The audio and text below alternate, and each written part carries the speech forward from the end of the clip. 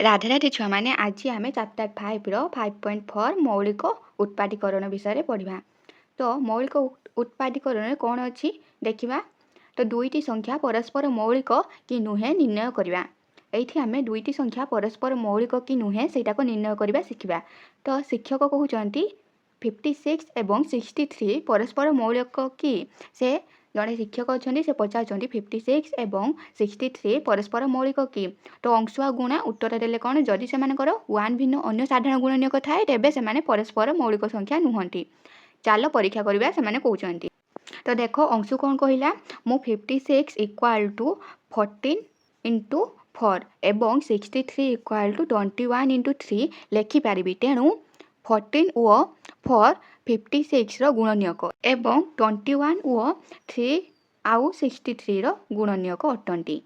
तो सी कौन कौन ये देखला से देखला कि 14 आउ 4 टा 56 गुणनीयक आउ 21 आउ 3 टा है 63 गुणनीयक। ताहाने जेहेतु से मध्य कौन से साधारण गुणनीयक नाही तेणु 56 और 63 परस्पर मौलिक अटंती। तो परस्पर मौलिक सी बोली कहला सी के संख्या दीटा को गुणिकी बाहर कला 56 को से बाहर कला 14 आउ है 4 को गुणिकी आउ 63 को से बाहर कला 21 आउ 3 को गुणिकी। ताहाने ये एगुड़ाक गुणनीयक गुड़ाक दीटा सामान होनी दी जन सांगर से कहीदे कि साधारण गुणनीयक नाही। तो से परस्पर मौलिक अटंती। गुणा कहला टिके रह मु 56 इक्वाल टू कौन बाहर करछि सी कौन बाहर करछि 7 इंटू 8 एवं 63 को कौन बाहर करछि सी 9 गुणन 7 9 आउ 7 को गुणिकी से बाहर करछि 63 लेखिपारि। गुणा जो सी 56 आउ 63 को जे संख्या गुड़ा गुणिकी बाहर कला से गुड़ाक मध्य कौन कमन अच्छी साधारण गुणनीयक 7 कमन अच्छी देखिए साधारण गुणनीयक 7 आसीगला से कहूँ उभय 56 और 63 साधारण गुणनीयक 7 तेणु से परस्पर मौलिक नुहंती। तो ताहाने से परस्पर मौलिक नुहंती बोली आसला। तो अंशु कौन बाहर करथिला 14 इंटू 4 को करके 56 बाहर करथिला आउ है 63 को 21 गुणन आउ 3 को करके 63 से बाहर करथिला। तो यही संख्या गुड़ा से देखिए कहूला कि से परस्पर मौलिक अटंती। किंतु ये कौन कला ये कला 7 इंटू 8 7 इंटू 8 कौन 56 आस जाऊँगी आउ 7 गुणन 9 करदेने 63 आस जाऊँगी। ताहाने एठी कॉमन कौन आस जाऊँगी साधारण कौन आस जाऊँगी साधारण गुणनीयक 7 आस जाऊँगी। ताहाने से परस्पर मौलिक नुहंती। ताहाने ये गुणार उत्तरटा ठीक आसला कारण 7 एक साधारण गुणनीयक से 56 आउ 63 परस्पर मौलिक नुहंती। किंतु एठी अंशु केउठारे भूल कला केउठिरे भूल करछि देख सी तो ठीक करछि 56 को आम 14 को आउ 4 को गुणिकी बाहर कर परिबा आउ 63 को 21 आउ 3 को गुणिकी बाहर कर परिबा। ताहाने एठी से भूल कला के एठी सेटा देख भूल कला से के एठी 56 इक्वल टू 14 इंटू 4 एपरी लिखले यह आमको सूचाऊँ जे उभय 14 आउ 4 56 गुणनीयक किंतु यह 56 समस्त गुणनीयक को सूचाऊ नाही। तो आम 7 को आम बाहर कर परिबा 7 गुणन 2 तो ये 7 आसुची। तो ये जो से 14टा कहला 14 आउ 4 कहला तार गुणनीयक ये समस्त गुणनीयक को सूचाऊँ कि ना। तो आम 7 आउ 2 को गुणन करके 14 बाहर कर परिबा जहाँकि गुणनीयक गोटे 7 आसपार बुझिपार। तो ये समस्त गुणनीयक को सूचाऊ नाही। तापर सही परी 63 इक्वल टू 9 इंटू 7 9 आउ 7 को गुणन करके आम 63 बाहर कर परिबा। एठी सूचाऊँ जे उभय 9 आउ 7 63 गुणनीयक किंतु यह 63 समस्त गुणनीयक को सूचाऊ नाही। खाली से कहूँ कि 9 आउ 7 63 गुणनीयक अन्य भी गुणनीयक अच्छी। तो ये खाली दुईटा संख्या को ही गुणनीयक बोली सूचाऊँ। आस आम अन्य उदाहरण को देखा 80 एवं अन्य उदाहरण को सेपरी देखले। तो ये दुईटा संख्या को गुणिकी बाहर करा 9 आउ 7 63 गुणनीयक कि ना आहरी भी अच्छा संख्या 3 आसपार कहीं कहना 3 3 3 9 तो 3 पाखर भी आसपार बुझिपार। सेहीपरि आस आम अन्य उदाहरण गुड़िक भी देखा। तो 80 एवं 63 को नेले 80 और 63 को विभिन्न उपाय उत्पादीकरण करिपारिबा।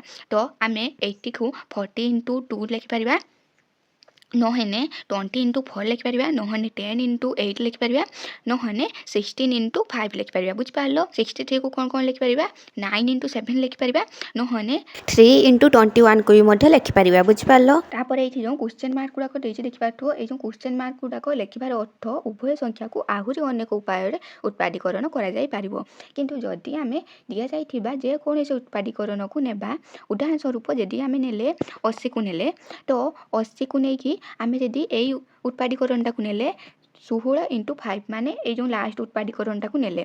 ତ ଉତ୍ପାଦୀକରଣ ମାନେ କିସ ଯେ ଠାରୁ ସିଏ ଆସିଛି 80ଟା କାହା କାହା ଠାରୁ ଆସିଛି 16 ଆଉ 5ର ଗୁଣନଫଳକୁ 80 ବୋଲି କୁହାଯାଏ। ତ ଆମେ ଉତ୍ପାଦୀକରଣ କେ ଉତ୍ପାଦୀକରଣଟାକୁ ନେଲେ 16 ଆଉ 5 ଉତ୍ପାଦୀକରଣଟାକୁ ନେଲେ ଏବଂ 63ଟାକୁ ଆମେ କାହାକୁ କାହାକୁ ନେଲେ 9 ଆଉ 7କୁ ନେଲେ। ତେବେ ଆମେ କୌଣସି ସାଧାରଣ ଗୁଣନୀୟକ ପାଇବା ନାହିଁ। ଏଥିରୁ ଆମେ କ'ଣ ସିଦ୍ଧାନ୍ତ ନେଇପାରିବା? ଏଥିରୁ ଆମେ ସିଦ୍ଧାନ୍ତ ନେଇପାରିବା କି 80 ଏବଂ 63 ପରସ୍ପର ମୌଳିକ ଅଟନ୍ତି। ଉପରେ ଅଂଶ ଦ୍ୱାରା ମଧ୍ୟ ସମାନ ଭୁଲ କରାଯାଇଛି। ଯେହେତୁ 80 ଓ 63ର ଗୁଣନୀୟକ ନିର୍ଣ୍ଣୟ ପାଇଁ ଅନ୍ୟ ଉପାୟ ଥାଇପାରେ, ତେଣୁ ଆମେ ସିଦ୍ଧାନ୍ତ ନେଇପାରିବା ନାହିଁ। ତ ବୁଝିପାରିଲ? ତ ଏଇଠି ଆମେ ଏଇଟାକୁ ଯଦି ନେଇଯିବା ଏଇ ଉତ୍ପାଦୀକରଣଟାକୁ, ତାହେଲେ ଏଠି ଆମେ ଜାଣିପାରିବାନି କି ତାର ଅନ୍ୟ ଗୁଣନୀୟକ ଅଛି କି ନାହିଁ। ଅନ୍ୟ ପ୍ରକାରରେ ବି ସେ ଉତ୍ପାଦୀକରଣ କରିହେବ, ଯେପରିକି 40 ଗୁଣନ 2 ଆଉ 20 ଗୁଣନ 4 ଏହିପରି କରିହେବ। ତାହେଲେ ଏଇଠି ଆମେ ଭୁଲ କରୁଛେ, ତାହେଲେ ଏଇ ସିଦ୍ଧାନ୍ତରୁ ଆମେ ନିର୍ଣ୍ଣୟ କରିପାରିବା ନାହିଁ। ବୁଝିପାରିଲ? ଉପରେ ଅଂଶ ଯେପରି ଆମେ ଭୁଲ କରିଥିଲା ସମାନ ଭୁଲ ଏଇଠି ବି ମଧ୍ୟ କରାଯାଉଛି। ଯେହେତୁ 80 ଓ 63ର ଗୁଣନୀୟକ ନିର୍ଣ୍ଣୟ ପାଇଁ ଅନ୍ୟ ଉପାୟ ଥାଇପାରେ, ତେଣୁ ଆମେ ସିଦ୍ଧାନ୍ତ ନେଇପାରିବା ନାହିଁ। ବୁଝିପାରିଲ? ଯଦି ଆମେ ଏଇଟାକୁ ନେବା ଏଇ ଉତ୍ପାଦୀକରଣଟାକୁ ଧରିବା, ତାହେଲେ ଏଇଠି ଆମେ ସିଦ୍ଧାନ୍ତ ନେଇପାରିବା ନାହିଁ କି ଏଇ ସଂଖ୍ୟା ଦୁଇଟାକ ପରସ୍ପର ମୌଳିକ ସଂଖ୍ୟା କି ନୁହେଁ।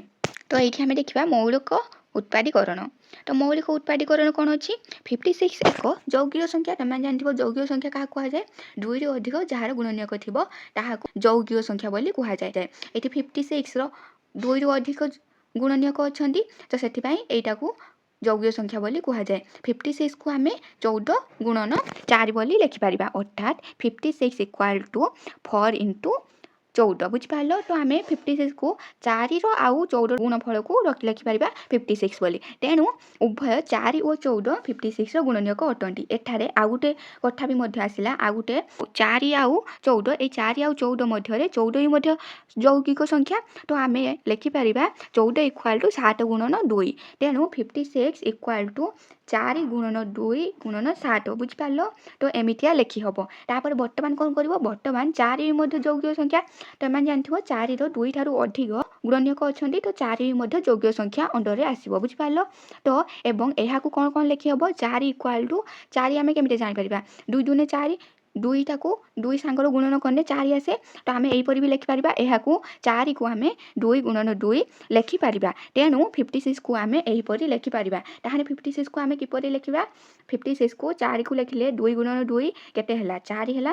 ତାପରେ 14କୁ ଆମେ ଗୁଣନ 2 ଗୁଣନ 7 ବୋଲି ଲେଖିପାରିବା। ତାହେଲେ ଫାଇନାଲ କେତେ ଆସିଲା? 2 ଗୁଣନ 2 ଗୁଣନ 2 ଗୁଣନ 7। ବୁଝିପାରିଲ? 3ଟା 2 ଆସିଛି, ତାପରେ 7 ଆସିଛି। ଏବେ ଆମେ ପାଇଥିବା 56ର ଗୁଣନୀୟକ ଗୁଡ଼ିକ ତଥା 2 ଓ 7 ମୌଳିକ ସଂଖ୍ୟା ଅଟନ୍ତି। ତେଣୁ ଏମାନଙ୍କୁ ଆଗକୁ ଭାଗ କରିପାରିବା ନାହିଁ। ପରିଶେଷରେ 56କୁ ଆମେ ମୌଳିକ ସଂଖ୍ୟାମାନଙ୍କର ଗୁଣଫଳ ରୂପେ ଲେଖିପାରିବା। ବୁଝିପାରିଲ? ତାପରେ ଶେଷରେ ଆମେ କ'ଣ କରିବା? ତ ମୌଳିକ ସଂଖ୍ୟାର ଗୁଣଫଳ ଭାବରେ ଲେଖିପାରିବା। ତାପରେ ଯାଇକି ଫାଇନାଲ ଆମେ ଉତ୍ପାଦୀକରଣ କରିପାରିବା, ମୌଳିକ ସଂଖ୍ୟାର ଉତ୍ପାଦୀକରଣ କରିପାରିବା। ବୁଝିପାରିଲ? ତ ଏଇଠି ଆମେ 56 = କ'ଣ କ'ଣ ଲେଖିଲେ?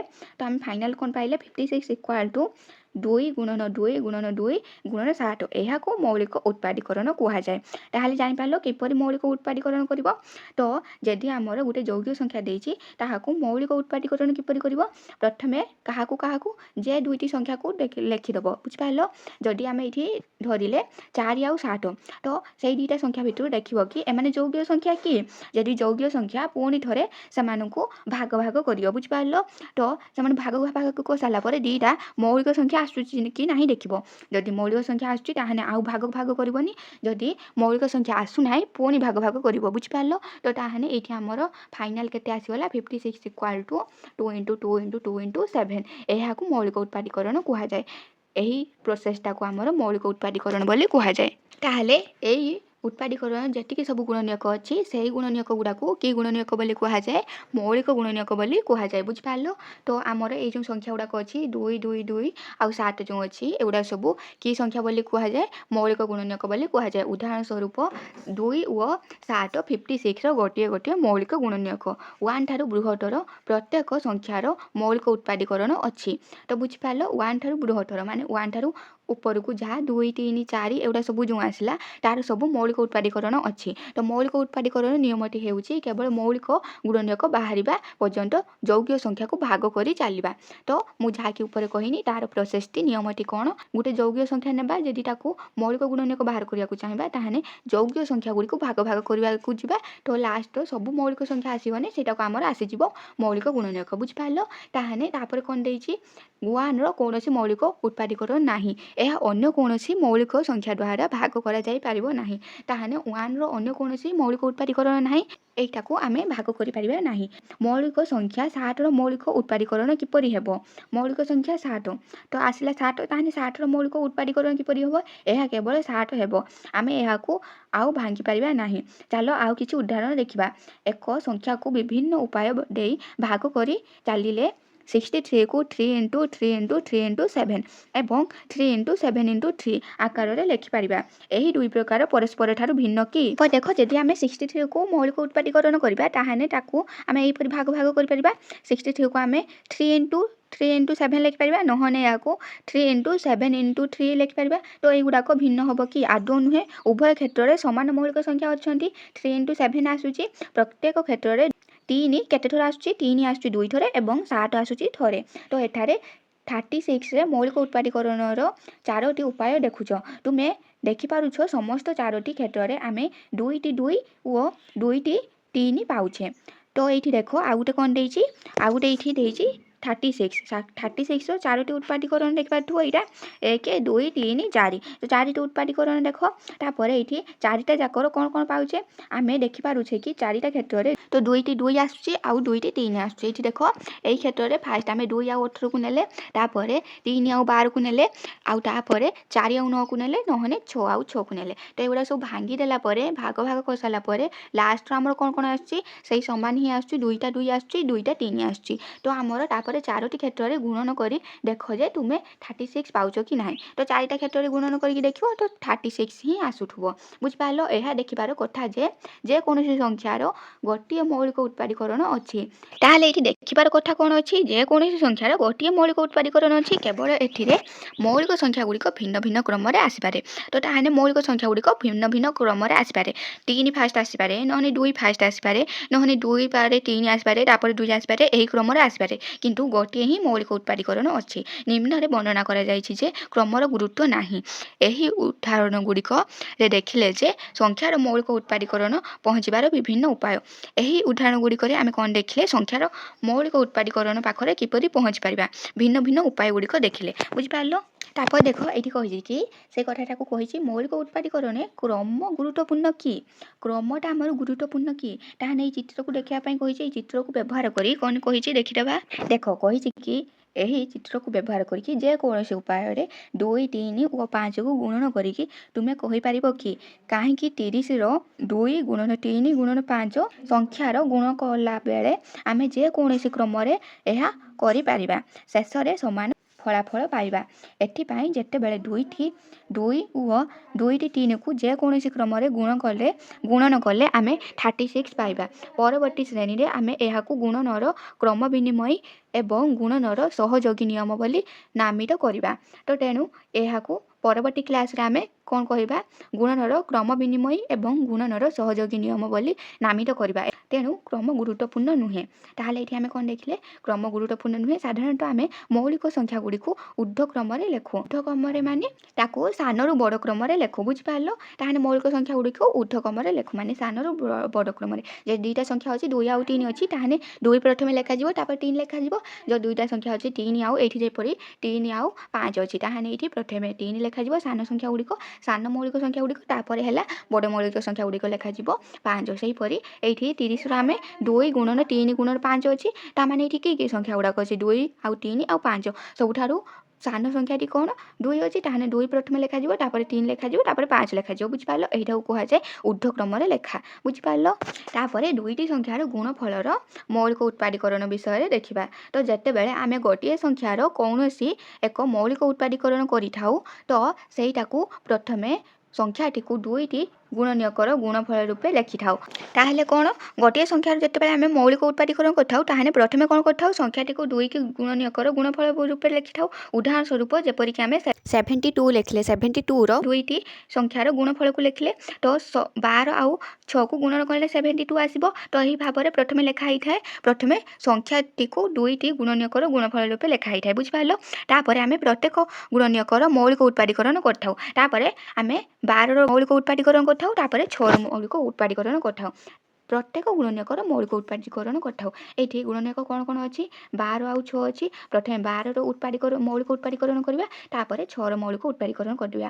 ତ ଉପରେ ଯେ ଦେଇଥିବା ଉଦାହରଣରେ ତ ଆମର ପ୍ରଥମେ 12କୁ ଆମେ 2 ଗୁଣନ 2 ଗୁଣନ 3 ବୋଲି ଲେଖିପାରିବା। ଏହିପରି ମୌଳିକ ଉତ୍ପାଦୀକରଣ କରିପାରିବା ଏବଂ 6କୁ ଆମେ କ'ଣ ଲେଖିପାରିବା 2 ଗୁଣନ 3 ମୌଳିକ ଉତ୍ପାଦୀକରଣ କରିପାରିବା। ବର୍ତ୍ତମାନ କ'ଣ କରିବା ବର୍ତ୍ତମାନ ତୁମେ 72ର ମୌଳିକ ଉତ୍ପାଦୀକରଣ କ'ଣ ହେବ କହିପାରିବ କି?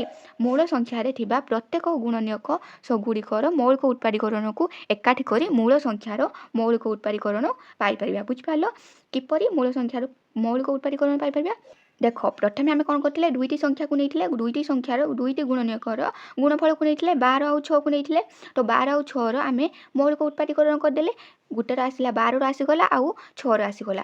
ଏବେ କ'ଣ କରିବ ଦୁଇଟି ଯେଉଁ ନେଲେ 12 ଆଉ 6ର ମିଶେଇକି ତୁମେ କ'ଣ ଲେଖିଦେବ 12ର ଯାହା ବାହାରିଥିଲା ତାକୁ ଲେଖିଦେବ ତାପରେ ଗୁଣନ କରିକି 6ର ଯାହା ବାହାରିଲା ଆମର ମୌଳିକ ଉତ୍ପାଦୀକରଣ ସେଟା ସବୁ ଲେଖିଦେବ। ତ ଏକାଠି କରିକି ମୂଳ ସଂଖ୍ୟାର ମୌଳିକ ଉତ୍ପାଦୀକରଣ କରିପାରିବା ବୁଝିପାରିଲ। ତାହେଲେ ଏକାଠି କରିକି କରିନେ ଆମର କ'ଣ ପାଇବା 72ର ଆମର ପାଇବା 2 ଗୁଣନ 2 ଗୁଣନ 3 ଗୁଣନ 3 ଗୁଣନ 2 ବୁଝିପାରିଲ। ଏହି ସଂଖ୍ୟାଟି ପାଇବା। ଏହିପରି ମୌଳିକ ଉତ୍ପାଦୀକରଣଟି ପାଇପାରିବା 72ର ବୁଝିପାରିଲ।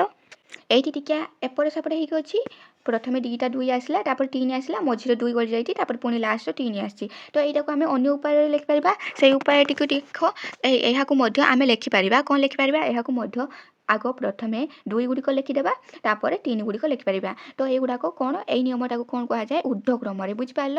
ତ ପ୍ରଥମେ ସାନ ସଂଖ୍ୟା ଗୁଡ଼ାକୁ ଲେଖିଦେବା ତାପରେ ବଡ଼ ସଂଖ୍ୟାକୁ। ତ ଏହାକୁ ଗୁଣନ କରି ଦେଖ ତମେ କ'ଣ ପାଇବ 2 ବାଲା 3ଟା ଆଉ 3 ବାଲା 2ଟାକୁ ଗୁଣନ କରି ଦେଖ ତମେ କ'ଣ ପାଇବ 72 ବୋଲି ପାଇବ ବୁଝିପାରିଲ। ତ 72ର ମୌଳିକ ଉତ୍ପାଦୀକରଣ ପ୍ରତ୍ୟେକ ମୌଳିକ ଗୁଣନୀୟକର କେତେ ଥର ଆସୁଛି ଲକ୍ଷ୍ୟ କର। ଏହାକୁ 12 ଓ 6ର ମୌଳିକ ଉତ୍ପାଦୀକରଣରେ କେତେ ଥର ଆସୁଛି ତାହା ସହ ତୁଳନା କର ବୁଝିପାରିଲ। ଏଠି ସେ କ'ଣ କରିବାକୁ କହିଛି ଯେଉଁ 72ର ଆସିଲା ଦୁଇଟାକୁ ମୌଳିକ ଗୁଣନୀୟକ ତ 2 ଆଉ 3 ଆସିଲା 2 ଆଉ 3 କେତେ ଥର ଆସିଛି ତା ମାନେ କ'ଣ 2 କେତେ ଥର ଆସିଛି 3 କେତେ ଥର ଆସିଛି। ଏଠି 72ର ଆମର 2 ଆସିଛି 3 ଥର ଦେଖିପାରୁଥିବ 2 3 ଥର ଆସିଛି ଆଉ 3 କେତେ ଥର ଆସିଛି 2 ଥର ଆସିଛି। ତା ସାଙ୍ଗକୁ କ'ଣ ତୁଳନା କରିବ ଆମର ଯେଉଁ ତାର ସଂଖ୍ୟା ଗୁଡ଼ିକ ନିଆ ହେଇଥିଲା ଗୁଣନୀୟକ ସଂଖ୍ୟା ଗୁଡ଼ିକ 12 ଆଉ 6 ତ 12ର କେତେ ଥର 2 ଆସୁଛି ଆଉ କେତେ ଥର 3 ଆସୁଛି ସେହିପରି 6ର କେତେ ଥର 2 ଆସୁଛି କେତେ ଥର 3 ଆସୁଛି ସେଗୁଡ଼ାକ ତୁଳନା କରିବାକୁ ସେ କହିଛି ବୁଝିପାରିଲ। ଆଜି ପାଇଁ ଏତିକି ଥାଉ।